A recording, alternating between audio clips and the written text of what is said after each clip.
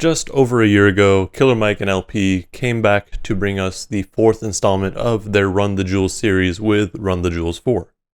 Seeing as it came out during a pretty hectic time, and it was very appropriate given what was going on, how does it hold up a year later? Welcome to the Barf Bar Podcast, and I'm going to talk about Run the Jewels 1 year later, among a bunch of other music-related news. So, welcome. First things first, a bit of housekeeping. Videos and stuff might be a little bit different going forward. I recently just started a new job, so I have to adjust my schedule for that. I mentioned on Twitter yesterday, I think it was, that reviews may end up being less scripted, which really just means that I'm going to be taking notes instead of writing out a whole script, which my reviews end up being anywhere between 8 to 20 pages of writing. So that's going to be more than likely toned down, because that's the thing that takes me the most amount of time. Yeah, and same with breakdowns, and the podcast is pretty much going to be the same, but breakdowns may be less frequent because of my scheduling, or they may come out later. So keep that in mind if you are a subscriber and are wondering where everything is. I'm trying my best. Anyways, getting into the topic at hand. Run the Jewels 4 came out last year, right around, what was it, June 6th, June 4th, something like that. And given like last year being just kind of this whole clusterfuck, it made a lot of sense to have Run the Jewels, because Run the Jewels is always this more, they basically make music that's commentary on what's happening, and not necessarily even stuff that's currently happening. It just so happens to be that way, because with Run the Jewels 4, I believe a lot of it ended up getting recorded in either 2018 or 2019. I think a few of the major songs were 2018. So it's not even like they knew what was happening, because, I mean, like the way that the music came out, it sounded like this was just recorded. But as we know from, just reading about the album, and also just LP's talks on Killer Mike's podcast, what had happened was there's more, like, it's just kind of random how that happened. And this has been something that happens multiple times in his career, it felt like, at least from what I've heard, where, just randomly his music or Run the Jewels comes out at a time where people needed it. So that's wild. Now, with Run the Jewels, I don't think it even made my top 10 of last year, and that was not because it's a bad album. It is a really dope album, because, Killer Mike and LP are both really dope rappers, and LP is an amazing producer. I think for me, it's just generally not the music that I listen to, like, on an extended basis. Like, Run the Jewels, like, outside of their content, tend to be more aggressive and, I guess, abrasive for most listening situations, at least for me. Like, a lot of times I don't want to be listening to, like, heavy hitting sounds like that, because that's another thing with LP's production, is a little bit more eclectic. Like, it's not necessarily like normal, I guess, and it can be little all over the place at times, although, I mean, there is still very much a structure to it. It's just like everything else, like, it's not for everyone. I understand and appreciate its place, because, like I said, there's a lot of commentary on what's just going on in general.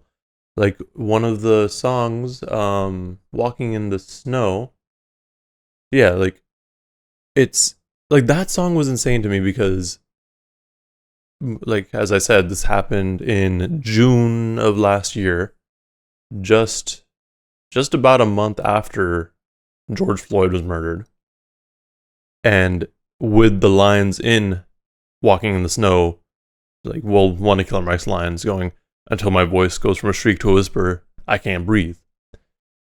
Like, that was incredibly relevant, even though this song I think was written, like this one was actually written in 2018.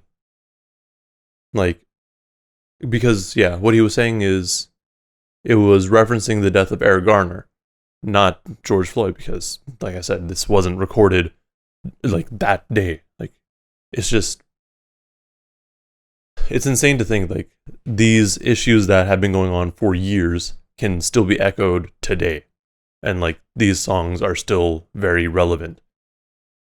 But you know, there's that, and like just a bunch of other songs where it's like just commentary, and then there's also songs where they're kind of talking about themselves. And I know I mentioned, I think in my review, that it was probably my favorite Run the Jewels album, even though I haven't really returned back to it. I don't know that that still holds, again, because I haven't listened to it or the other Run the Jewels albums in a while. But looking back now, I would still say Run the Jewels 1 is my favorite. But that also might just be because it's more my sound. Like, it's a little bit more toned down, and I guess it's weird because Killer Mike was mostly rapping on that one, but I do like LP's rapping more often. But regardless, it is still a really dope album, and if you like it, great. I know it was on a lot of people's top 10 lists, and actually now I'm concerned. What did I actually not have it on there? I think I had it on. I definitely didn't have my mid-year. I like how I have an intro for the top 10 last year, but not my actual list there. Let's see if I can find it. But you know, it was dope. Like, it's, yeah, I can't find it. Yeah, I mean, it's good. It just, you know, it's not something that I've personally returned to very frequently. And yeah, like I said, there's a lot of the things that they said that are still going to be relevant for years, I'm sure. Because even though we're trying to make all these changes in society and have this sort of reform happen, it's not something that can change overnight, unfortunately, because there's way too much pushback. So, well, with all that negativity aside, let's move on. So, in random bits of news this week, yeah, like, so there's a few things I just like saw and people were talking about, but there was really no information, so there's going to be a few of these things. So first, it was reported that Mariah Carey leaves, or like quit her Roc Nation management deal after an explosive meeting with Jay-Z. I don't know what that means.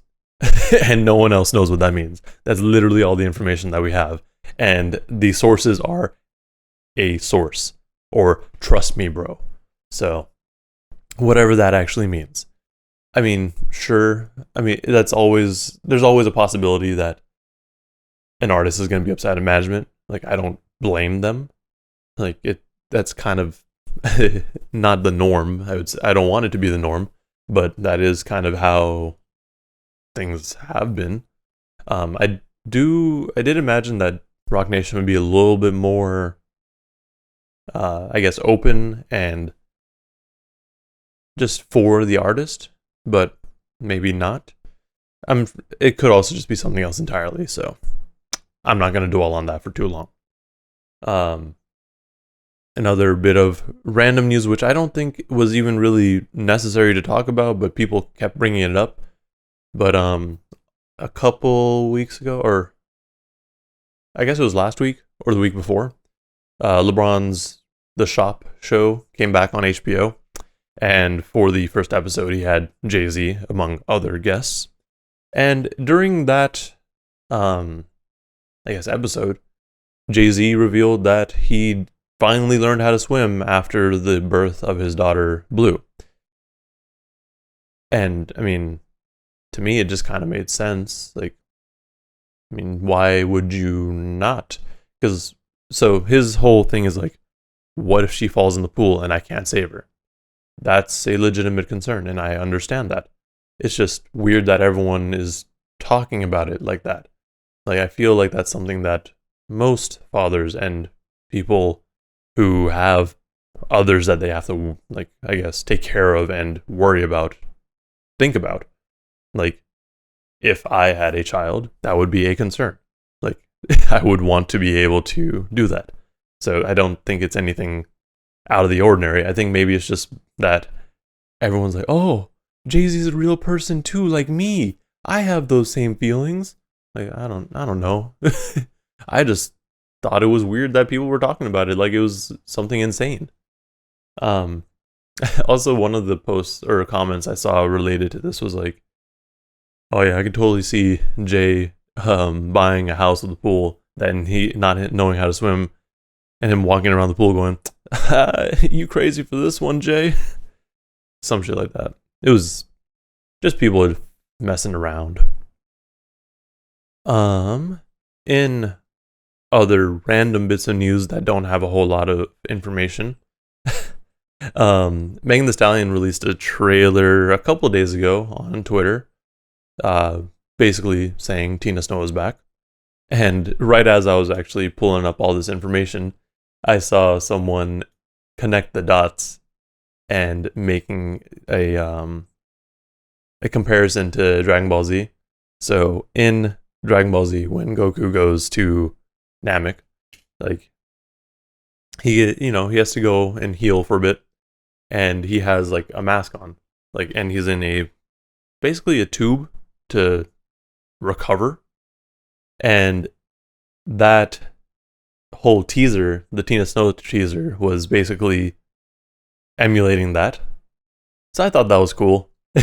Because, like, she had the mask on, she was in the tube, and like there was like a whole display saying, like, looking at the levels, looking as they're going up to 100.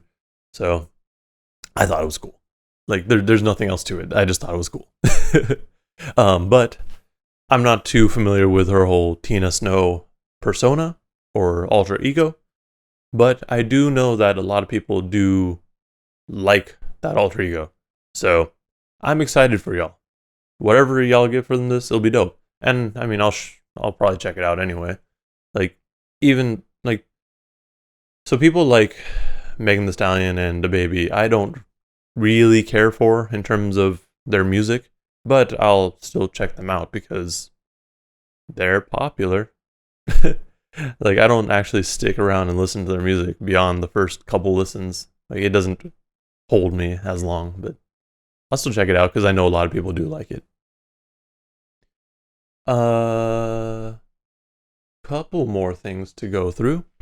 So, Vince Staples had an interview with W Magazine, and I haven't actually heard of that magazine until this interview.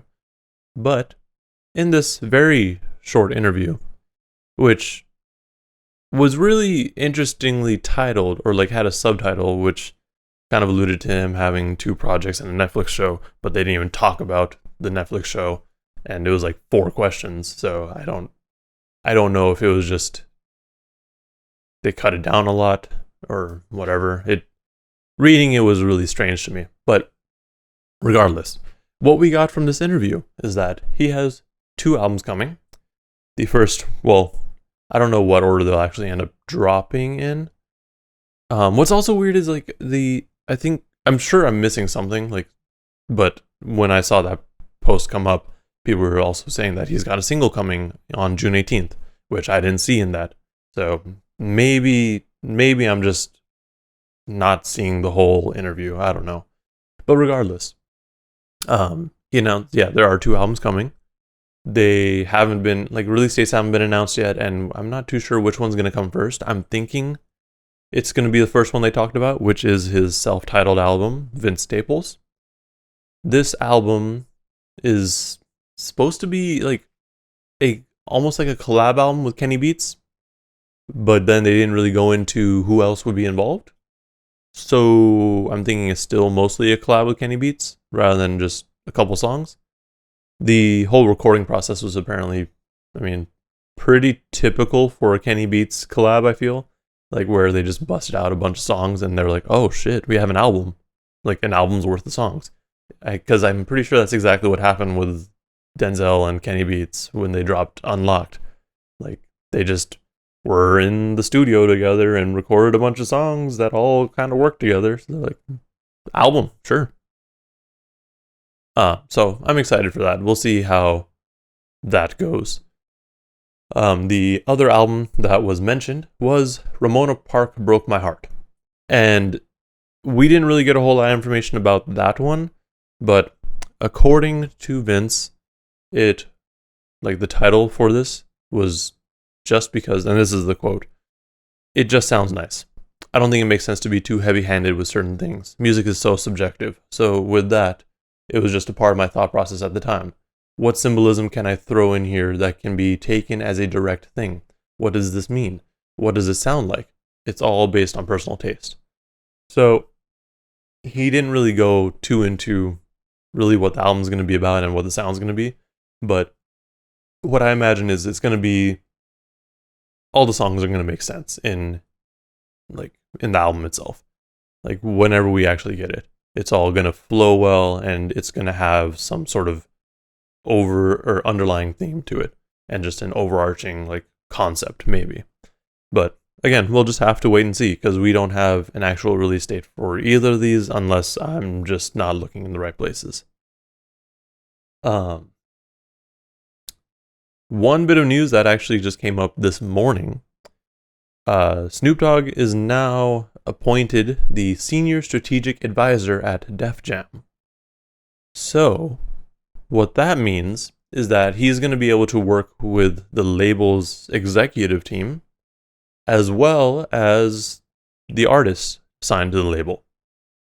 So, he's also going to be reporting directly to Universal Music Group CEO Lucian Grange and Def Jam CEO Jeffrey Holston.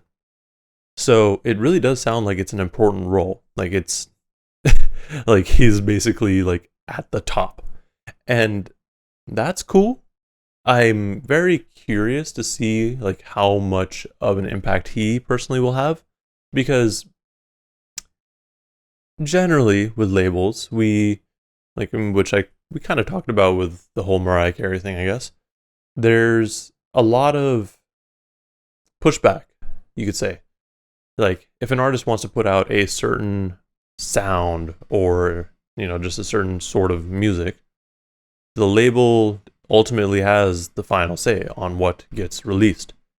And that's something that artists complain about often.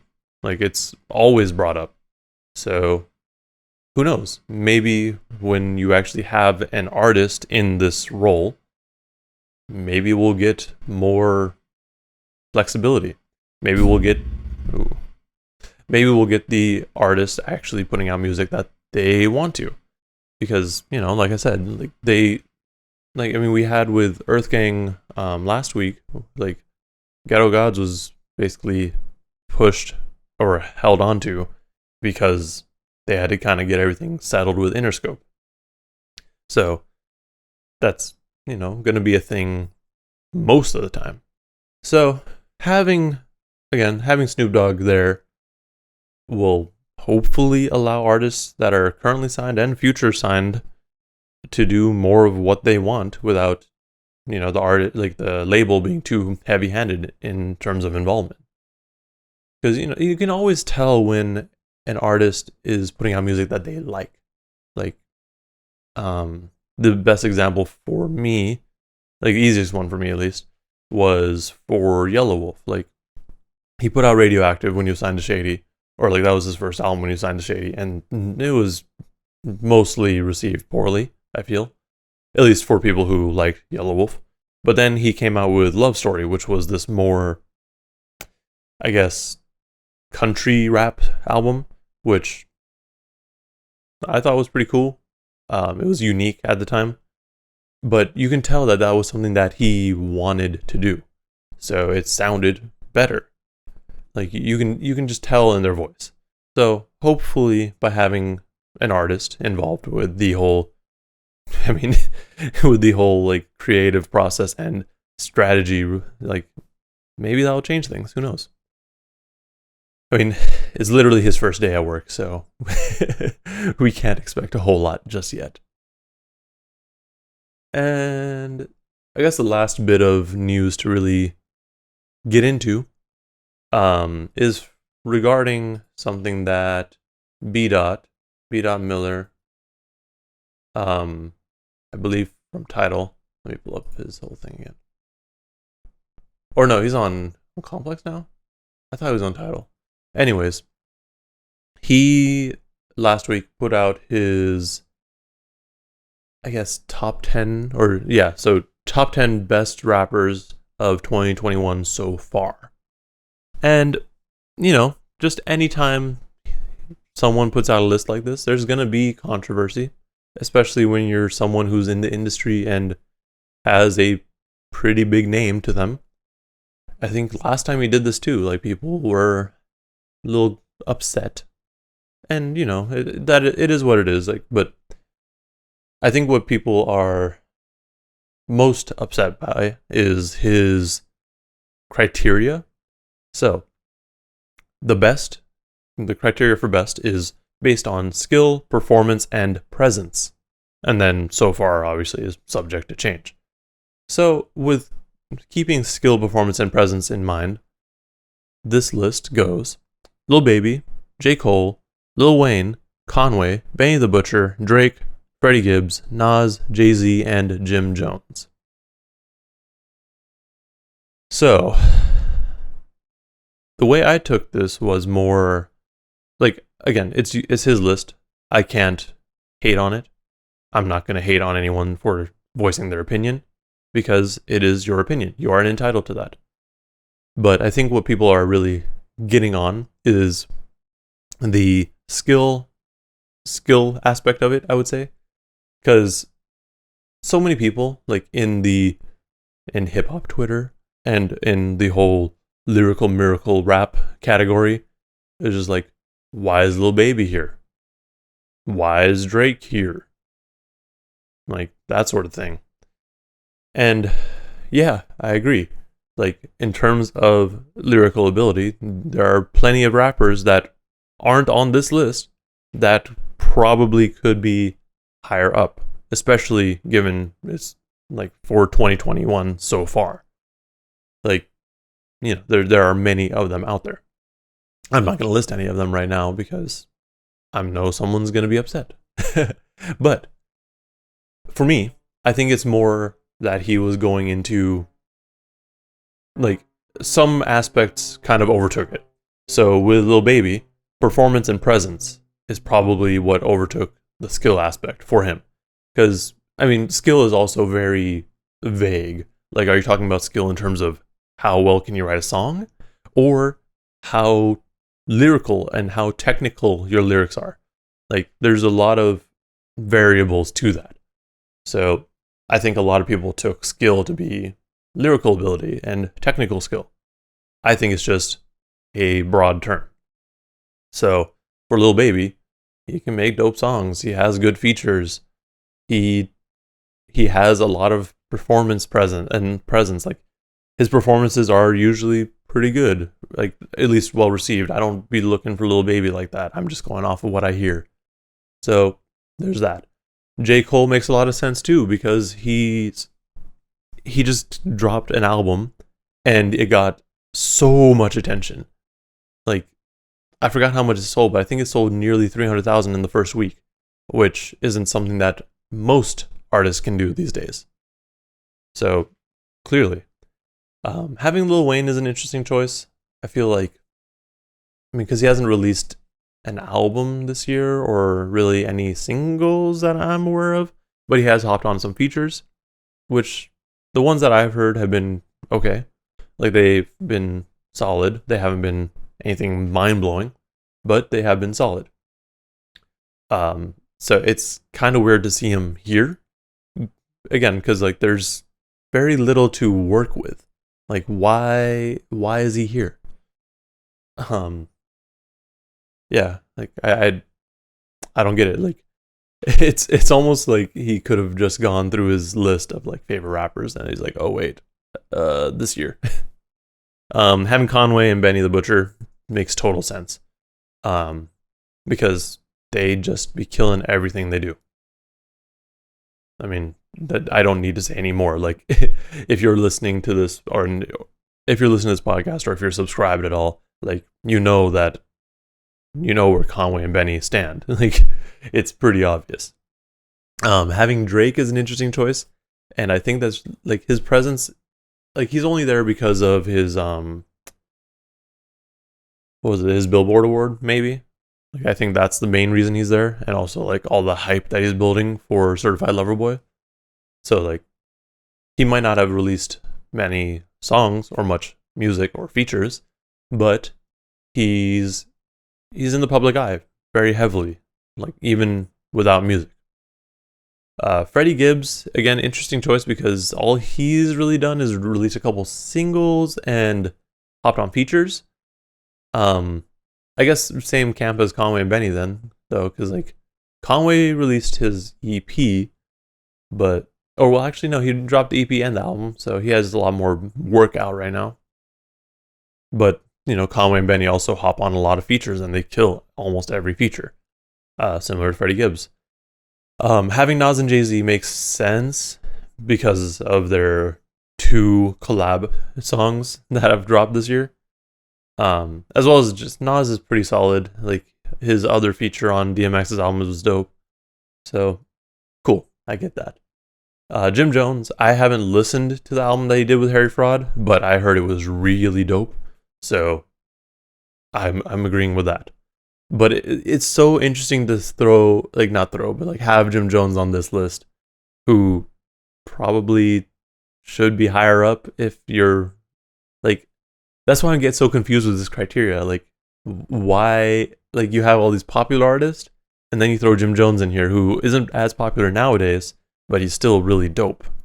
So, it's just weird.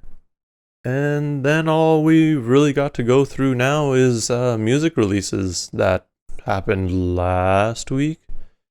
There was a lot of music that dropped, and not a lot that I listened to. I'm not even gonna lie. I just didn't get a chance to. So Raheem DeVaughn and Apollo Brown dropped Lovesick. From what I've heard, it's pretty solid. I guess people are complaining that Apollo Brown just kind of sticks to his same sound for every project, which I guess now I can't unhear it, but I'm sure it's still good. It's supposed to be more R&B though, so I don't know how long I'll stick with it. Peter Rosenberg, where is he? He's a DJ essentially, a radio DJ, but I forget like his actual like his station. But regardless, he dropped essentially a collab album titled Real Late. Just features a bunch of artists. Let me see if I can pull up that list. Yeah, it has Westside Gun, Method Man, Raekwon, Ghostface, Flea Lord, Stove Got Cooks, Rock Marciano, Ransom, Styles P, Crime Apple, and way more. Smoke DZA dropped the Hustlers catalog. Smoke DZA is always just an enjoyable listen. I haven't checked this one out, like I said, but I'm sure it's dope, or at least really solid. Mind Design dropped Rare Pleasure. I know a lot of people were looking forward to that, and a lot of people really do enjoy that. Lloyd Banks dropped The Course of the Inevitable, and that was the album that I was really spending time with since it released, and that's the one I'm planning to drop a review for this week, so subscribe if you want to see that. I still need to give it a few more listens before I can form a proper opinion. So, I mean, reviews usually drop Wednesday. But this album, from what I've been reading, like, online, because, like, just the mixing is off, apparently. And I haven't really, like, paid too much attention to the mixing yet, because really only place I've listened to it is in my car and on this speaker. So you don't really get the best sound quality off of. I mean, I don't drive the nicest car, like with the nicest system in it, and this is just a speaker, and I usually listen to it at low volume. So when I actually listen to it on these guys, I'll have a better opinion. But it was dope. I mean, I liked it. It's a little long, longer than most albums that I've reviewed recently. Like it's just over an hour long, but that's not a huge deal. We got a lot of dope features on it. Freddie Gibbs, Rock Marciano, Ransom, Benny, just Styles P, a bunch of people. So it was pretty dope. We also got Rome Streets and Ankle John dropping Genesis 127. I heard it was dope. Again, that was one of those releases that came out earlier in the week, which I probably should have just checked out before, but it is what it is. And then just today, Ransom dropped 7. I still need to check that one out, but it's a 7-track EP, and the track that he did with Royce, I forgot the title. It might have been Greed. That one was really dope. So if that's anything to go off of, I'm sure the rest of the project is really solid. Okay, well, I think that about wraps up all the topics that I had in store for this week. If I missed anything, just in terms of news, or if you wanted me to go more in depth into anything, let me know in the comments below. I will try my best. Also, if you want to see more podcasts and just general hip-hop related content, make sure you subscribe and hit that like button. And with that said, thank you for watching. Thank you for listening. Please stay safe out there.